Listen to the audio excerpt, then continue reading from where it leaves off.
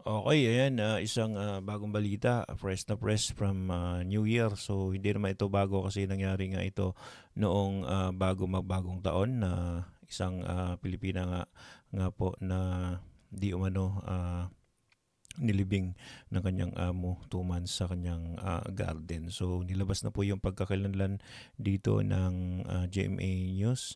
Siyempre si Daphne nakalabanan. So panoorin po natin yung buong report ng GMA News para alamin natin ang katotohanan po dito. Pasintabi po sa mga nagkakapunan, patay at naaagnas na ng natagpuan sa bakuran ng kanyang amo ang isang Pinay na OFW sa Kuwait. Kaya ang kanyang pamilya nananawagan ng hustisya. Nakatutok si Rafi Tima. Hindi na napigilan ng kapatid ng OFW na pinatay sa Kuwait na maluha matapos makumpirmang ang nawawalang Pinay na si Daphne Nakalabanan ang natagpuang inaagnas na sa bakuran ng kanyang amo. Nakakahinayang lalo't pauwi na sana si Daphne sa Pilipinas. Tinatanong namin siya kailan talaga ang uwi niya. Sabi niya, basta i-surprise ko kayo sa December. Ito pala yung surprise niya.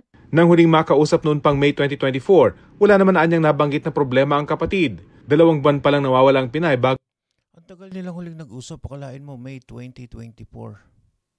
So, nung mga buwan na siguro na yun, okay po siguro to si Miss Daphne. ito i-report ng mismong kapatid ng kanyang amo.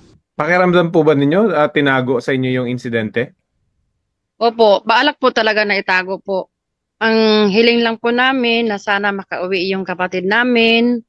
Tapos mabigyan po ng hustisya kung ano ang talagang nangyari po sa kanya. Bakit ganun po ang ginawa sa kanya? Yung kapatid mismo ng suspect, sinabi ng polis, investigate ng polis, nakita ng polis sa bahay, yung bangkay, advanced state of decomposition, 2 buwan na.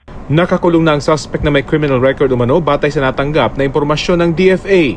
We assure the public that government will do all it can to seek justice. Malungkot na nangyari ito, katapusan ng taon. Para sa GMA Integrated News, Rafi Tima nakatutok, 24 oras. Grabe no. So, isa lang ang masasabi ko rito. Sana po mabigyan ng hustisya si Kabayan. Tsaka condolence po dun sa pamilya na naiwan.